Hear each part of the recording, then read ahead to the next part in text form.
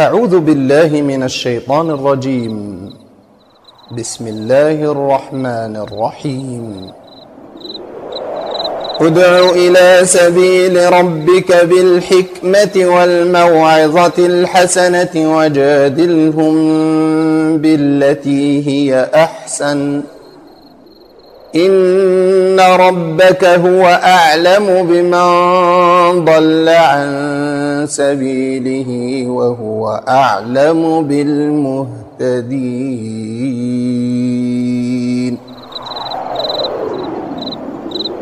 عبد الودود أبو خزيمة يقرأ على مسامع حضراتكم حديث أم زرع. قال البخاري رحمه الله تعالى: باب حسن المعاشرة مع الأهل. حدثنا سليمان بن عبد الرحمن وعلي بن حجر قال أخبرنا عيسى بن يونس حدثنا هشام بن عروة عن عبد الله بن عروة عن عروة عن عائشة قالت: جلس 11 امرأة فتعاهدن وتعاقدن ألا يكتمن من أخبار أزواجهن شيئا. قالت الأولى: زوجي لحم جمل غث على رأس جبل لا سهل فيرتقى ولا سمين فينتقل. قالت الثانية: زوجي لا أبث خبره إني أخاف ألا أذره إن أذكره أذكر عجره وبجره. قالت الثالثة: زوجي العشنق إن أنطق أطلق وإن أسكت أعلق. قالت الرابعة: زوجي كليل تهامة لا حر ولا قر ولا مخافة ولا سآمة. قالت الخامسة: زوجي إذا دخل فهد وإذا خرج أسد ولا يسأل عما عهد. قالت السادسة: زوجي إن أكل لف وإن شرب اشتف وإن اضطجع التف ولا يولج الكف ليعلم البث. قالت السابعة: زوجي غياياء أو عياياء طباقاء كل داء له داء شجك أو فلك أو جمع كل لك. قالت الثامنة: زوجي المس مس أرنب والريح ريح زرنب. قالت التاسعة: زوجي رفيع العماد طويل النجاد عظيم الرماد قريب البيت من الناد. قالت العاشرة: زوجي مالك. وما مالك؟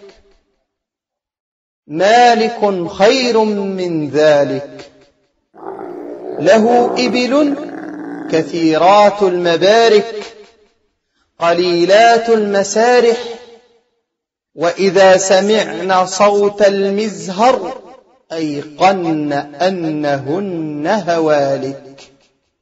قالت 11: زوجي أبو زرع. وما أبو زرع؟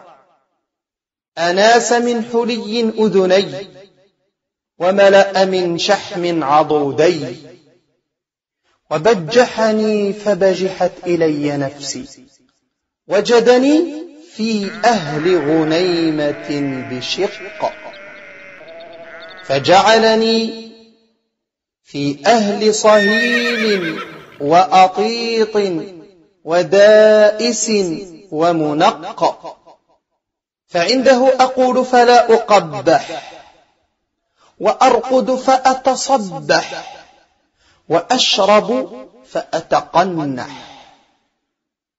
أم أبي زرع، فما أم أبي زرع؟ عكومها رداح، وبيتها فساح. ابن أبي زرع، فما ابن أبي زرع؟ مضجعه كمسل شطبه، ويشبعه ذراع الجفرة.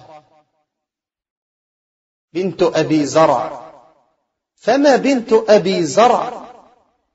طوع أبيها وطوع أمها، وملء كسائها وغيظ جارتها.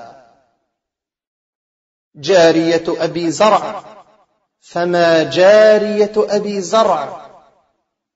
لا تبث حديثنا تبثيثا، ولا تنقث ميراتنا تنقيثا، ولا تملأ بيتنا تعشيشا.